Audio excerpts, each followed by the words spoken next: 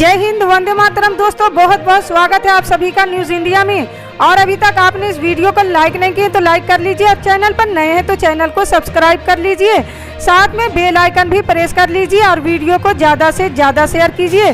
तो चलिए दोस्तों, आप सभी को बता दें कि जिन 5 राज्यों की विधानसभा चुनाव की रिजल्ट कल यानी 10 मार्च को आएंगे, उनमें उत्तराखंड भी शामिल है। एग्जिट पोल में नतीजे अपने पक्ष में आता देख अब कांग्रेस आलाकमान ने वरिष्ठ नेताओं की फौज उत्तराखंड में उतार दी है। इसके पीछे का मकसद चुनाव बाद किसी भी संभावित खतरे से निपटना है।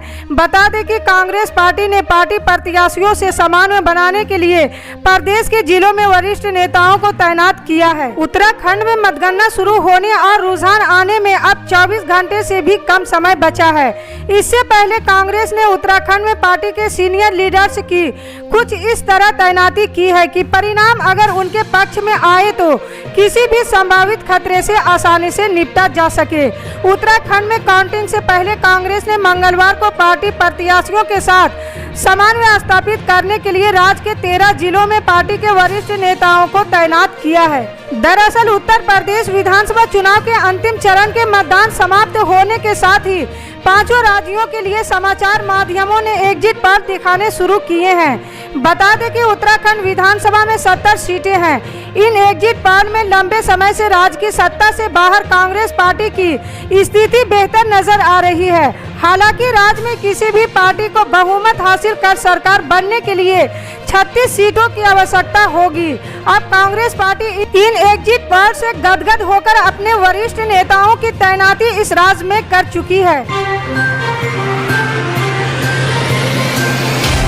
समाजवादी पार्टी के अध्यक्ष अखिलेश यादव ने आज भाजपा पर आरोप लगाया है कि वो चुनाव परिणामों को प्रभावित करने के लिए तरह तरह के हथकंडे अपना रही है।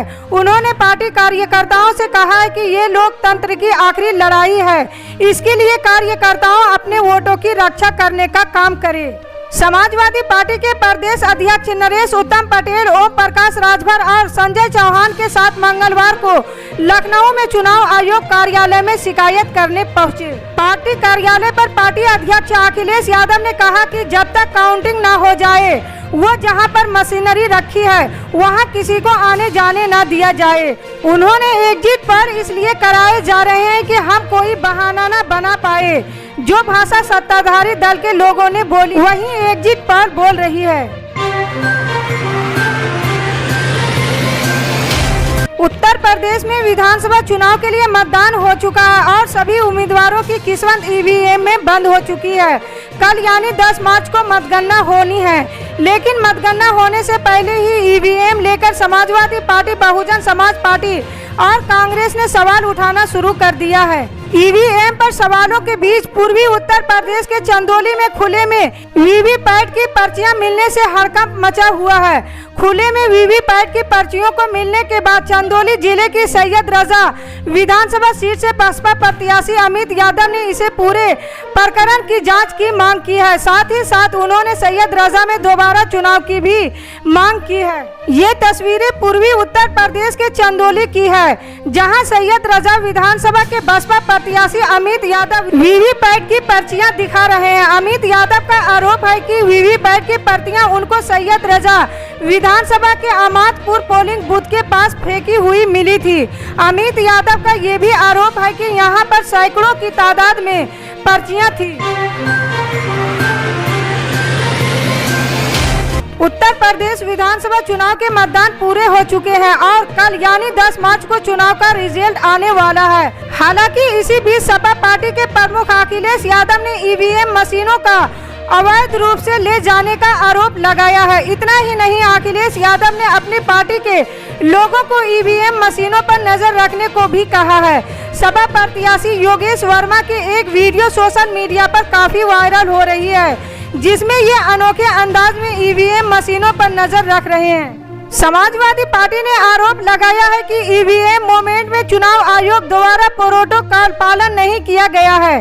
समाजवादी पार्टी का आरोप है कि वाराणसी में मतगणना केंद्रों से इलेक्ट्रॉनिक वोटिंग मशीनों को ले जाया जा रहा था। इतना ही नहीं, सपा ने कहा है कि वो वाराणसी में हुई ईवीएम मशीनों की गड़बड़ी को लेकर हाई कोर्ट जाएगी। पार्टी की ओर से इलाहाबाद हाई कोर्ट की लखनऊ बेंच में पिटीशन लाइव की जाएगी। मतगणना स्थल लोरी स्थित पॉलिटेक्निक कॉलेज के बाहर 2 सरकारी वाहनों में मंगलवार की शाम बड़ी मात्रा में ईवीएम पेपर और सादा बैलेट पेपर पाए जाने से हड़कंप मच गया। मतदान से जुड़े पेपर बक्से में और गट्टर बनाकर रखे गए थे। इसको लेकर सपाइयों ने प्रशासन पर मतगणना में धांधली किए जाने के प्रयास का आरोप लगाया है। सपाइयों ने इसको लेकर जमकर हंगामा किया। वहां मौजूद तथा जानकारी पाकर पहुंचे एसडीएम आरओ सहित अन्य अधिकारियों से उनकी तीखी नोकझोंक भी हुई। इसके बाद सपाई कुछ देर के लिए धरने पर बैठ गए। बताते हैं कि उस समय एसडीएम का वाहन और सरकारी सामग्री लेकर आ रही एक पिकअप पहुंची।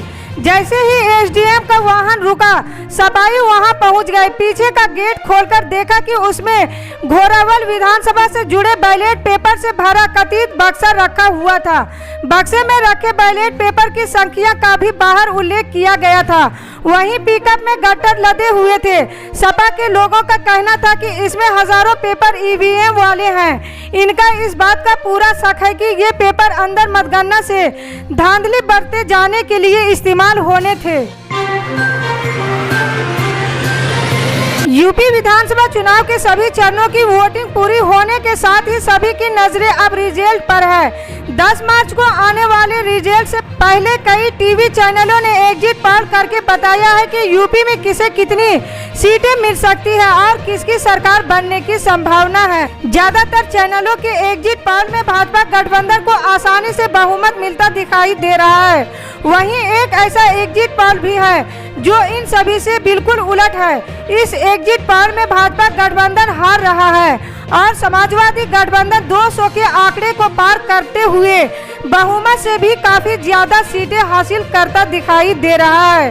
देश बंधु के एग्जिट पोल के अनुसार यूपी की 403 में से भाजपा गठबंधन को केवल 134 से 150 सीटें मिल रही है, यानी पिछले चुनाव के मुकाबले उसे 200 से ज्यादा सीटों का नुकसान हो रहा है। समाजवादी पार्टी गठबंधन को 228 से 244 सीटें मिलती दिखाई दे रही है। इसी तरह की पल पल के अपडेट जानने के लिए जुड़े रहें हमारे न्यूज इंडिया के साथ। मिलते हैं अगली बड़ी खबर में, तब तक के लिए जय हिंद।